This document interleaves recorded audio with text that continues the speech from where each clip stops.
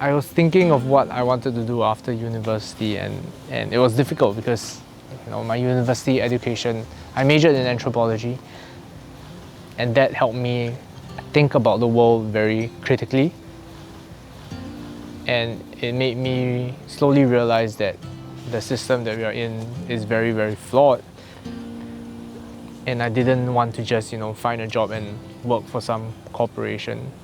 I wanted to do something that would make the world a better place in a way I think is possible and has value and meaning to it. And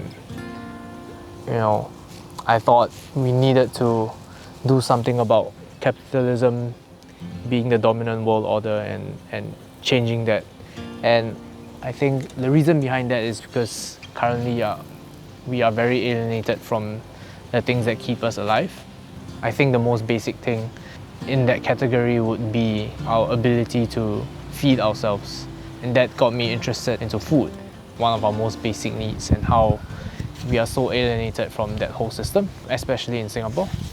That started my journey about, how can we be more in touch with the food that keeps us alive and the systems surrounding food and agriculture. I really don't know when I was first introduced to permaculture, but I do know when I started forming more concrete ideas about what I think agriculture should be like and what our food system should be like and what the way moving forward should be like. When I was volunteering at various farms in Japan, I read this book by Masanobu Fukuoka. It's titled One Straw Revolution.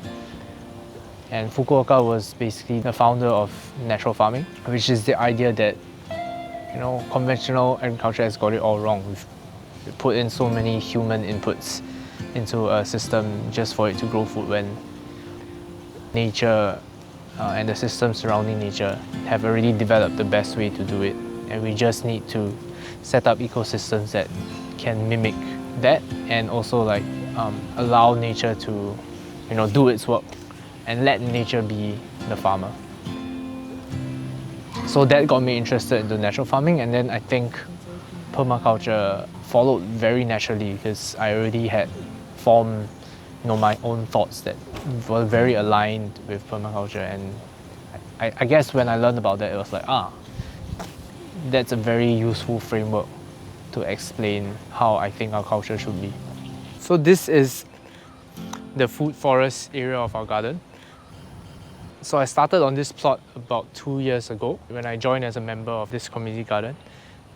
And so 2 years ago, as a new member, the way this community garden worked is you could get a small raised bed plot, and then it's an allotment garden.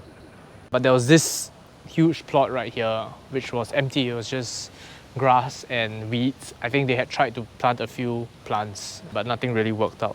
I asked for this space because what I really was interested in is, building a small ecosystem with as local material as possible, as native conditions as possible, and developing that into a thriving, edible, ecosystem. So this is what it is 2 years in the making.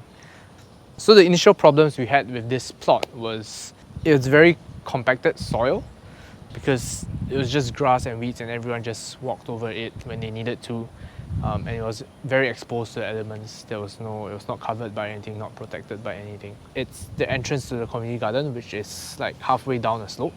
So whenever there was heavy rains, a lot of water gets channeled into the plot from this side into the plot this way. Because it was also compacted, it tended to be waterlogged whenever it rained, and when it wasn't, it was just hard compacted clay. It was very difficult to grow anything, and when I started off, I failed. I started planting certain edible stuff right away, and nothing really worked out. So I decided to start with a banana circle in the center as a kind of solution to the water problem. So the way a banana circle works, it's a circle of bananas with a ditch in the center, and the ditch functions as a storage for water. When there's heavy rain, water pools up in that ditch, and it allows water to slowly enter the soil and sink into the plot rather than running off the surface, carrying off all your topsoil nutrients away from the plot.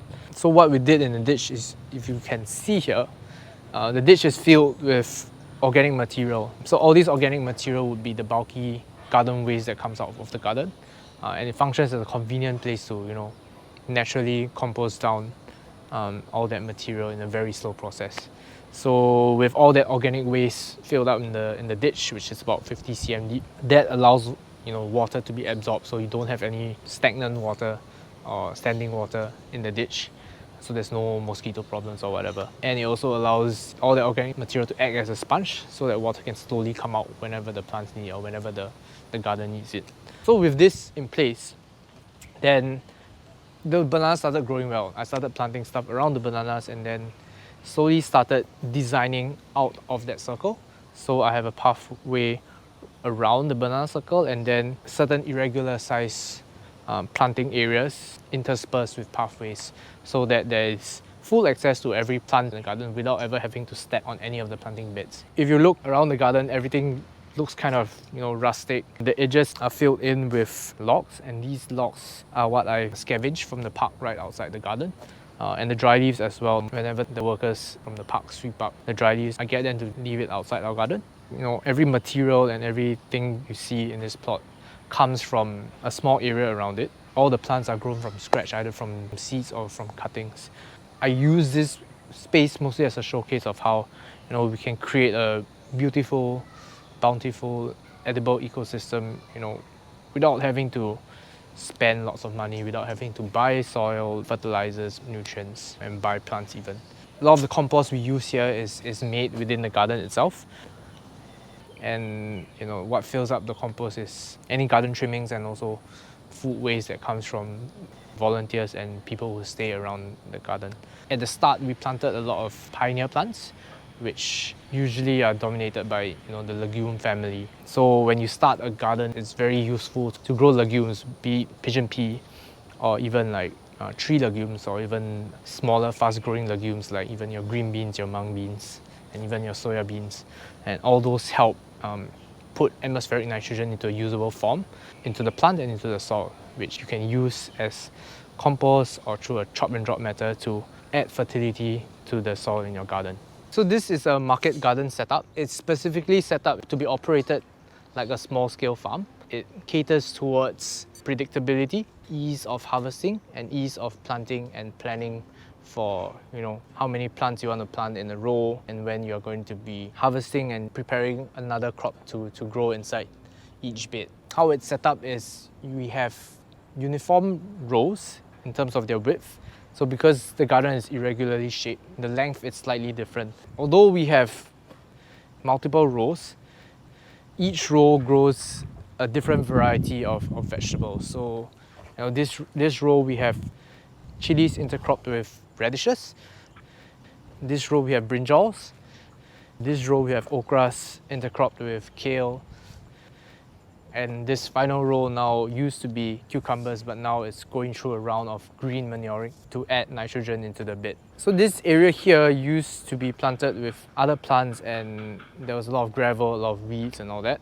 So when I started off this space, I used a technique called sheet mulching. And sheet mulching is a process where you lay a sheet of either cardboard or newspaper over the garden, and then you lay on top of that sheet multiple layers of compost or manure or grass clippings. So what this does is the sheet above the soil helps you suffocate the weeds that have been previously growing in the garden, and the organic materials that you've placed on top gets to combine over a period of time and slowly mix in with the soil below as the cardboard or the newspapers breaks down. So this process usually takes about 3 months, and in that 3 months what we hope to happen is that the weeds below get suffocated and die back, so they don't come out again.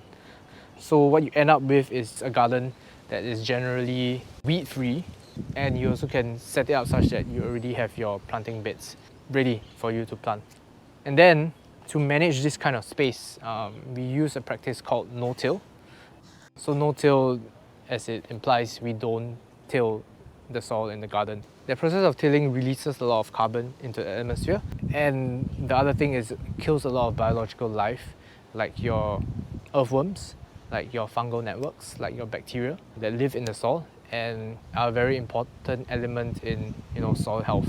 Last but not least, when you till, a lot of weed seeds that are hidden inside the soil gets brought up to the surface of the soil and exposed to sun and to air and to water, and then you get a lot of weeds that come out of your garden. So if you don't till, you're never mixing up what's on the surface, so whatever weed seeds that are inside the soil stay inside the soil and they don't get exposed and they don't come out. This helps keep the garden weed free over a period of time. This is an heirloom variety of brinjal called the Cambodian green giant. So you can see it's rounded and it's green, and it can grow to maybe about like this size. So yeah, it's a giant brinjal that you don't really get to see in the markets, and can be eaten raw apparently by dipping in sambal. For me, heirloom varieties are very important because these are seeds that have been passed down through like family farms or gardens over many years. The genetics of the seeds are very stable, and they are not owned by some agricultural corporation like Monsanto or Bayer. And it by supporting and by starting to grow and choose heirloom varieties of plants, we are able to kind of get back our food sovereignty. This is our 4-bin hot compost system. So the way it works is we have 4 separate bins, and we start off from right to left. Every weekend, we have people in the community come and bring down their kitchen scraps, and we chop those up and we start a new pile here every week, together with our garden waste as well as wood chips and shavings from a local carpenter. So a pile is made here, and then 2 weeks later, this gets flipped into this pile, and then this gets flipped into this pile, and then this gets flipped in this pile, and when it's here, it's ready and it's maturing. So this bed of compost is pretty much done. So it's nice. It's still a little bit coarse, broken down quite well. Smells earthy and nice, and it's a nice dark brown color, which is what we want compost to be. The compost that's done, we use it back into the garden. We use it to to mulch our fruit vegetables, or a couple times a year we just put a layer over one of the beds or one of the areas in the food forest. So I've been doing consultancy and garden design, setting up gardens for people as a way to earn some income. But I spend a large portion of my time improving my theory about agriculture and testing practices and systems in small-scale farming, like what you see in this community garden, and also in building the awareness around agricultural and environmental issues through community events and sometimes some social media posts. Everything that I'm doing now is trying to move towards the ability to start and run a small-scale community-involved farm in Singapore. So having it within a somewhat residential area will be very beneficial to that project.